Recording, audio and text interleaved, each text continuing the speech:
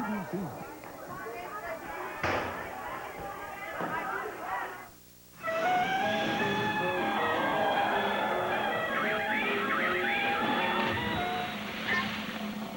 Oh, Natasha, sometimes I get so mad.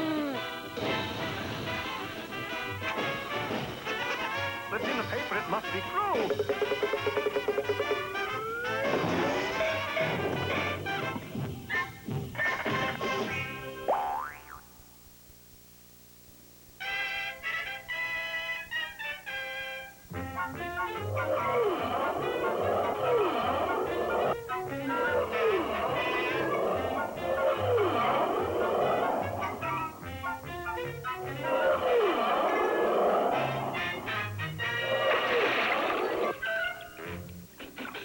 Well, in case you weren't with us last time, Rocky and Bullwinkle located the missing weather lady. There she is, Bullwinkle. And Boris must have been the thief who stole her. The plan to get her back was simple. Bullwinkle would get Boris's attention. Rocky would then short the light circuit. In the darkness, Bullwinkle would grab the weather lady and take her ashore. It was as simple as that.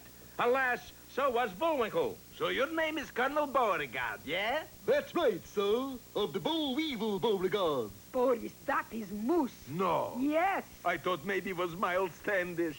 maybe you're right. Natasha, go get gun and one bullet. Don't get two bullets. For why? I might use second bullet on you know who.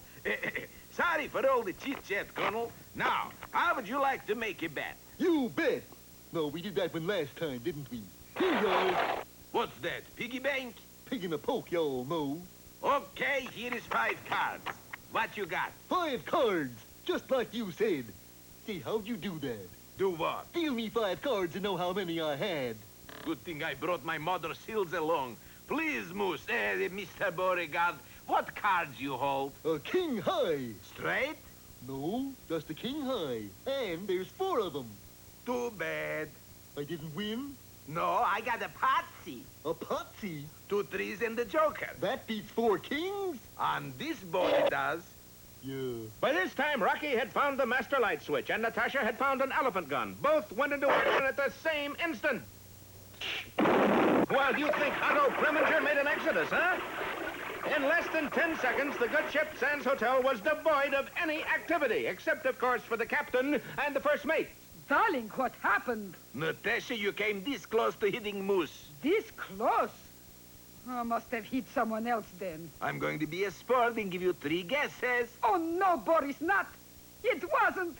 It couldn't. Oh, go get needle and thread. While Boris is getting to the seat of his troubles, we'll peek in on Rocky, who is waiting anxiously on shore. Sure wish Bullwinkle would get here, and I hope he has. Hiya, Rocky! Gosh, am I glad to see you. Did you get the weather lady? She's right here, tucked under my... Was then they noticed an alteration in the lady in the booth. She's gone robot on us. Bullwinkle, you grabbed a phone booth. Taking advantage of the situation, Rocky telephoned Boris. Listen, Foxy Squirrel, I wouldn't sell new dealer for all the tea in bags. How much? $50 tax-free. Hold still. His deal. Send Moose over with money. That's 50 smackaroonies I didn't expect to get. You really sell blonde in booth for $50. Does money grow on radishes? Suspecting that Boris might pull a fast one, Rocky insisted that the transaction take place in the center of town in front of a few hundred Southern gentlemen. Okay, the money's in this sack. And weather lady is in envelope. You stuffed her into that tiny envelope. Kinda hard to believe. Hey, what's coming off here? Key is in here. Key to safety deposit box in depot. Safety deposit box has weather lady. Well, I don't know. That seems like a pretty... Oh, hold still, Boris. There is a mosquito on your cheek. And the moose made a deft swipe. Missed. But the men standing on the sides didn't. Slapped his face. And that, gentleman, means a duel. Well, this was an unforeseen development. Don't miss our next installment, unhappily entitled Dual Controls, or Put It in Second.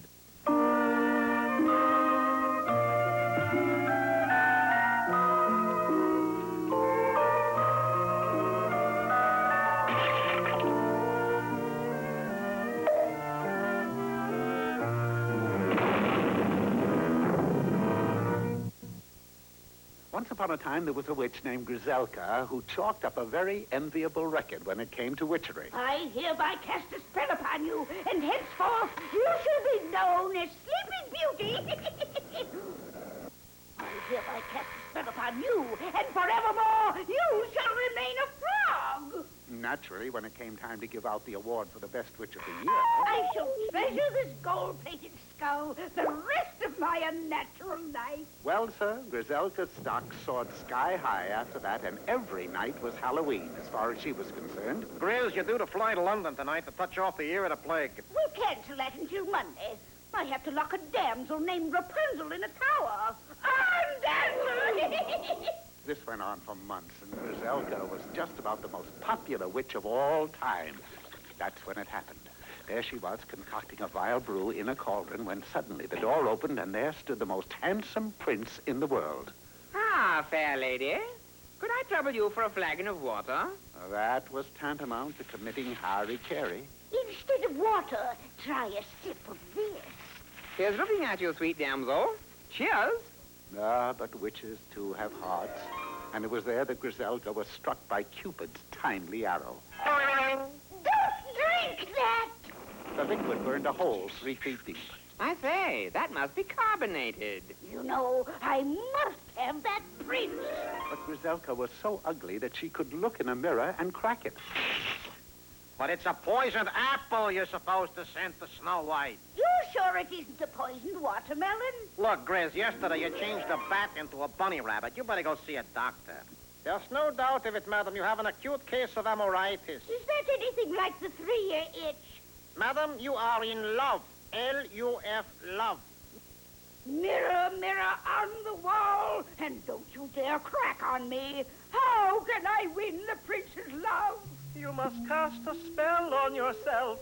And now I must go before I crack up. Of course. The mirror is right.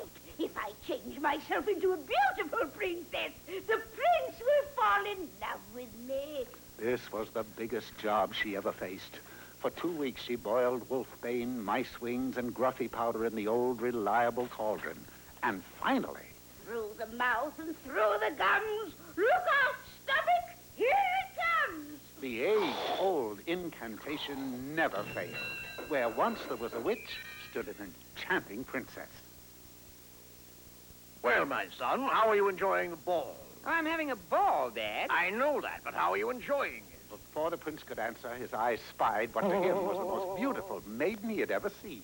You're beautiful, you're lovely, you're engaged to me. A whirlwind courtship ensued, during which the prince and his inamorata was seen everywhere. Ah, but they were not alone. I say, sweetheart, have you noticed that broom that seems to follow us wherever we go? Broom? There was no mistaking it. This was the very same broom Griselka had ridden on her nightly forays. Quick, dearest, lock the broom in the cellar. Even though the request was a strange one, the prince complied. But that night, at the opera... Now, don't look now, but isn't that the same broom sitting next to you? Oh, quick, my love, take me home. Alas, there was no running away from her past. No matter where the princess went, the broom was sure to go. So, you used to be Griselka the witch, eh? Oh, yes, Doctor. Amazing. We wondered where you got to. Now, tell me your problem. And the princess unfolded the bizarre happenings of the past week. Well, this is all psychological, my dear. You see, that broom... This broom. Oh, yes. Anyway, that broom has a dust complex. You see, it's lonely. It misses its former owner. It undoubtedly still thinks that you are a witch. Well, what can I do, Doctor? What can I do? Next time, take the train.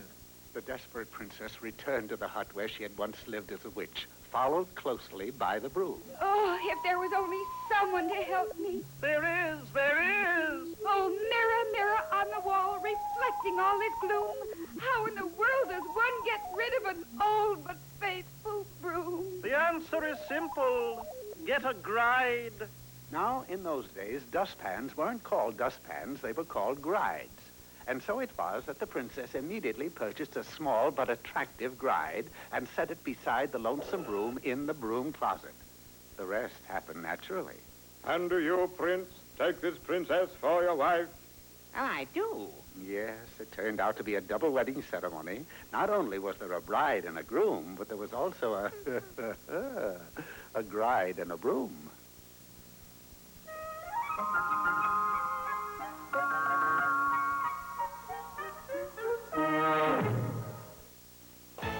And now, during his 30 daredevils will try to stay atop Tipsy Tower. We're daredevils, higher and higher we go. Up on Tipsy Tower as it sways to and fro. Hang on tight, don't fall down, stay on top, you're number one. Tipsy Tower, we'll have you dancing with The game's Tipsy Tower. First to get all their daredevils on Tipsy Tower wins. Hang on tight, don't fall down, stay on top, you're number one. Tipsy Tower, we'll have you dancing with fun. Tipsy Tower, we'll have you dancing with fun. That Tommy, he's not like other babies. Tommy Pickles makes the girls go gaga on Rugrats every Sunday at 10:30, 9:30 Central on Nickelodeon. Come on, say the magic word. That magic Barbie! Barbie magic that beats. Have a secret that they just can't hide. Come on, say the magic word. That magic Barbie! Flowers and bows, look what you can do. You can pack up her swimsuit too. Come on and say the magic word. That magic Barbie! You got something special. And the Barbie Splash and Fun Raft, a working shower. You put it together, dull soul separately.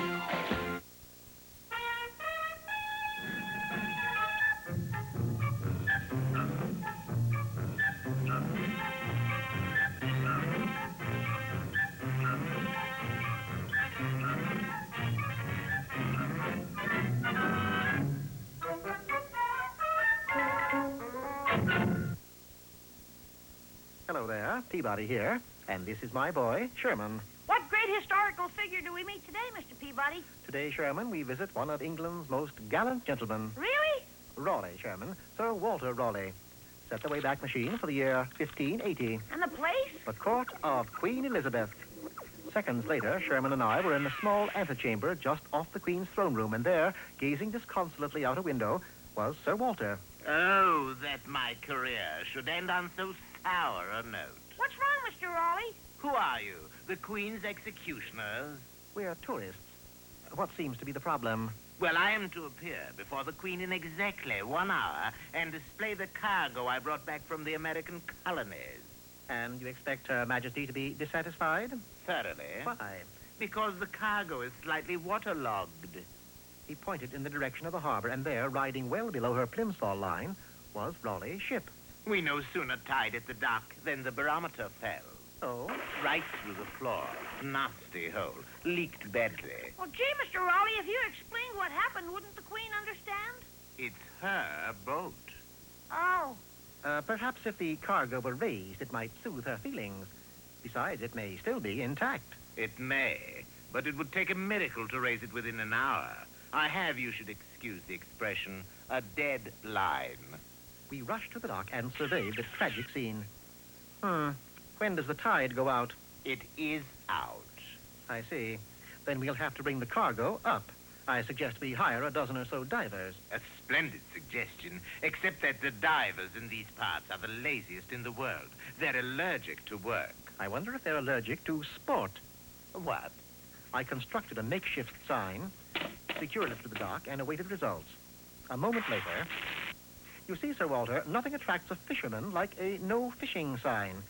Inside of a half hour, they were reeling in barrel after barrel. 28, 29, 30. They're all here. Quick, we just have time to take them to the Queen. 30 barrels, Sir Walter? A most profitable voyage. Oh, thank you, Your Majesty. Of course, the journey wasn't entirely without incident.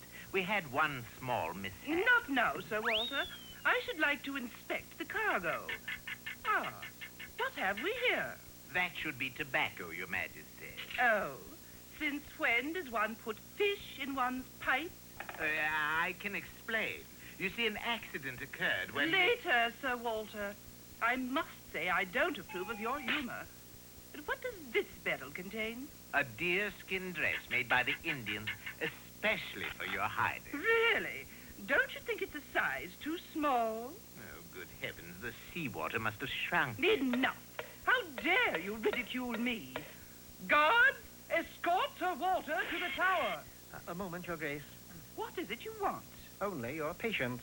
I think if you'll examine that last barrel, you'll find that Sir Walter brought back a rare treasure. There's nothing in there but waterlogged candy. If Your Highness would be so kind as to sample?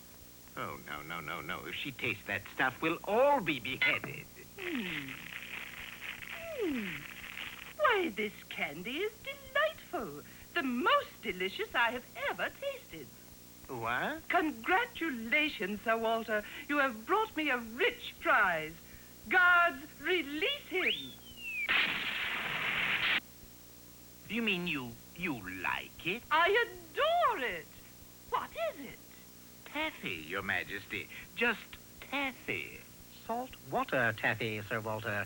Salt water taffy. The incident closed, Sherman and I returned to my penthouse apartment. I sure am glad Sir Walter and the Queen got back on friendly terms. Unfortunately, Sherman, that didn't last. Actually, from that day on, Sir Walter harbored a secret resentment against Queen Elizabeth. Then how do you explain this picture, Mr. Peabody? Why did he spread this cloak in the mud for her? He didn't spread his cloak for her, Sherman. He had just scrawled a nasty message in the mud, and it was the only way he could cover it up. Really, Mr. Peabody? No, Sherman. Raleigh.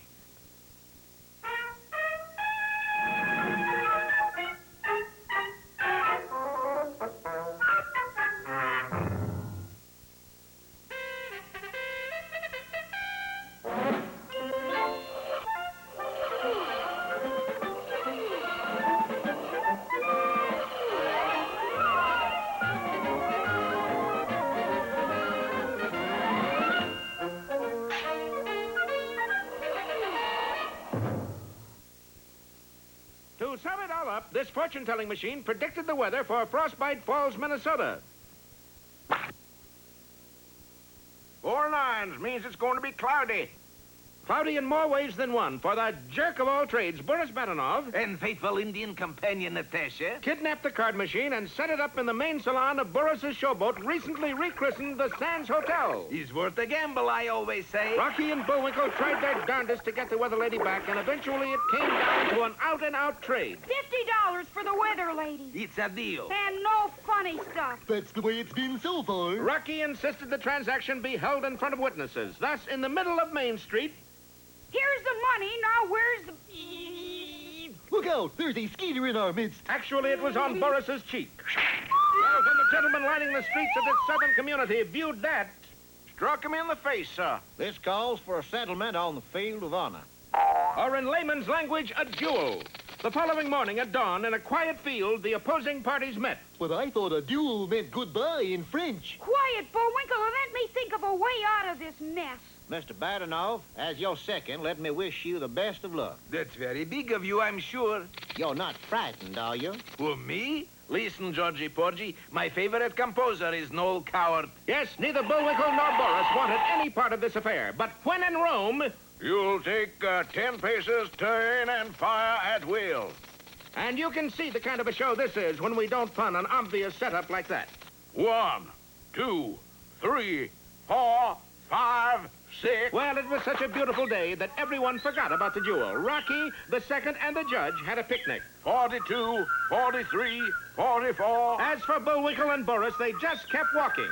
The whole thing blew over, and once more, our heroes attempted to purchase the weather lady. Oh, boy, are my legs stiff. Here's your $50. And here is envelope containing key which unlocks safety deposit box containing weather lady. Alas, it contained a key that unlocked the safety deposit box, all right, but the weather lady wasn't in it. Say, can't the fella rent a room around here with any privacy? That does it. It sure does. Now I'm mad. And when a flying squirrel gets mad... $3.80 between us.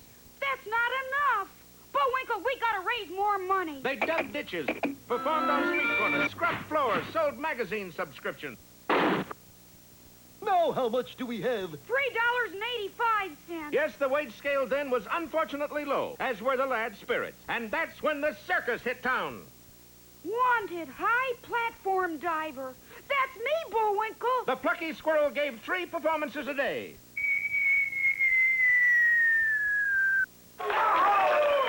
Remember when we used to do this in the title rock? And so when the Diggling Brothers Circus left town, Rocky and Bullwinkle had earned well over $1,000. Well, we did it, Rock.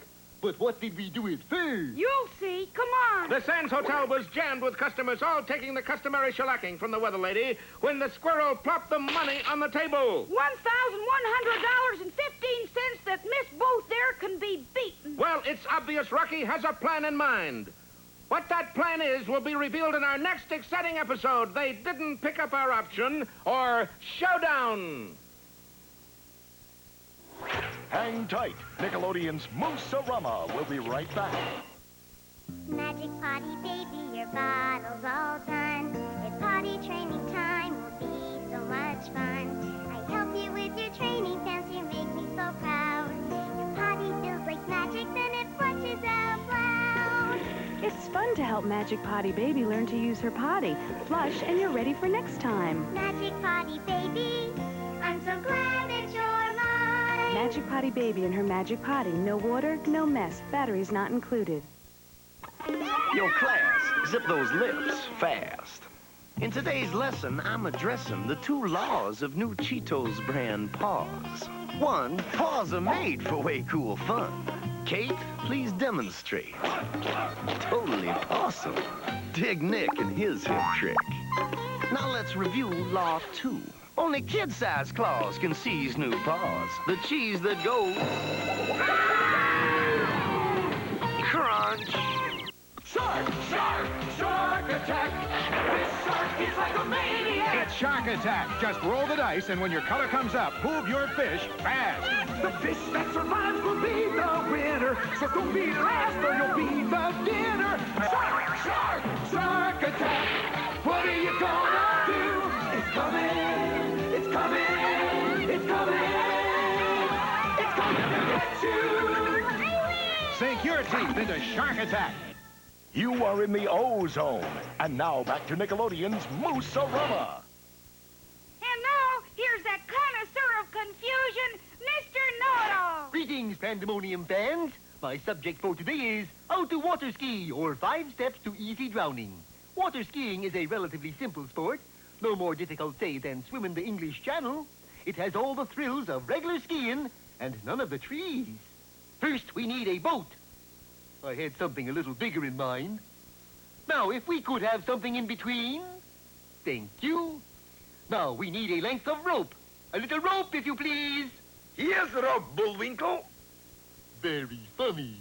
We tie the rope to the back of the boat, slip into our skis, and we're ready to go. Did you forget something, Bullwinkle? What's that, Brock? I've got my swimsuit on, haven't I? Water, Bullwinkle. Glad you reminded me. I'll just hitch the boat to my car, and we're off. Sometimes it's a good idea to put the boat on a trailer before hitching it to the car. Now, let's find the water. Let's see, what we need is a body of water. Aha, something like this. Now, we start the motor. Now, we start the motor. Now, we start. Thank you, Mr. Know-It-All. You're welcome.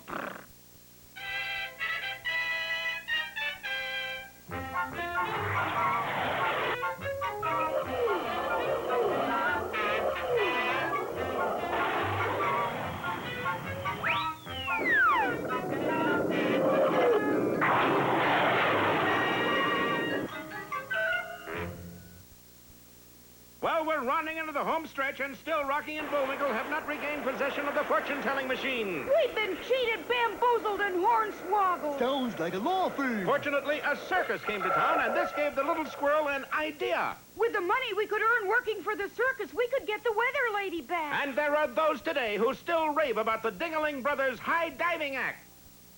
Ta-da!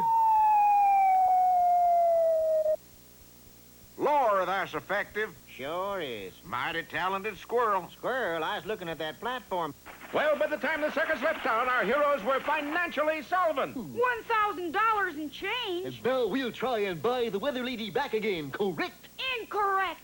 That evening, Rocky entered the gambling salon of Badanov's gambling showboat and issued a challenge. I'll bet $1,000 she can be beaten. Well, it's little bad Penny who always turns up.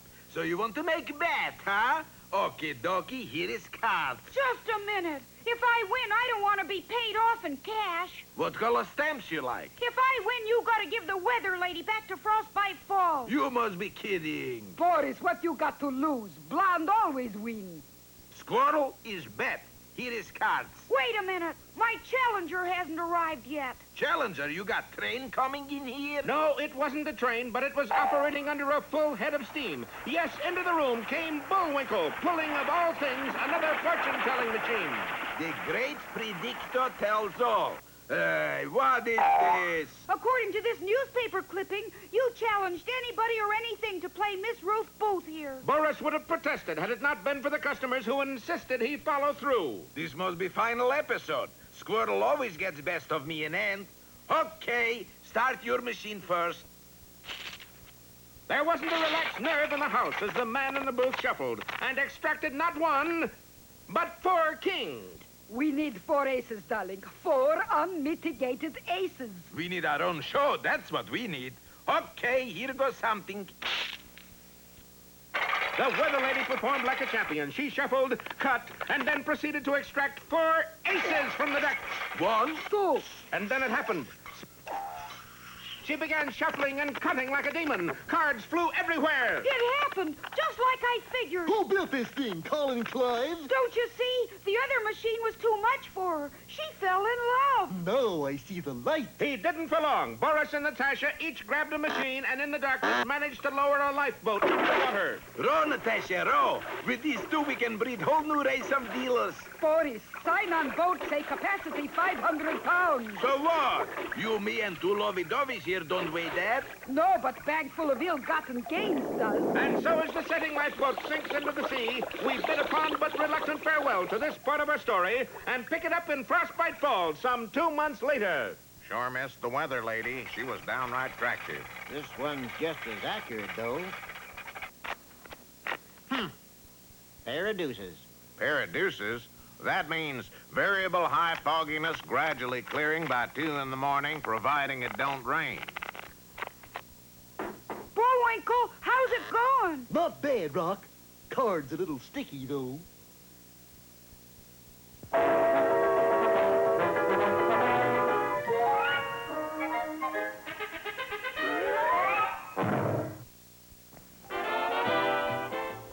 Get Smart is next, so why not play along with a little game of Follow the Leader? It's easy. Just watch me and do exactly as I do. And it's relatively safe, so follow the bouncing Max on Get Smart. Remember, experience isn't everything. Next on Nick at Night.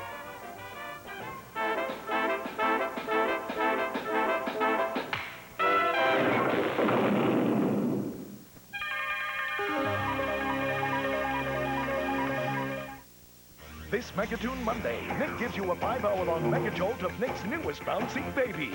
It's the Muppet Babies on Megatoon Monday. This Monday on Nick. Last year, 50% of all aluminum cans were recycled. Millions of new trees were planted. The air we breathed was cleaner. And the total trash produced in the U.S. dropped.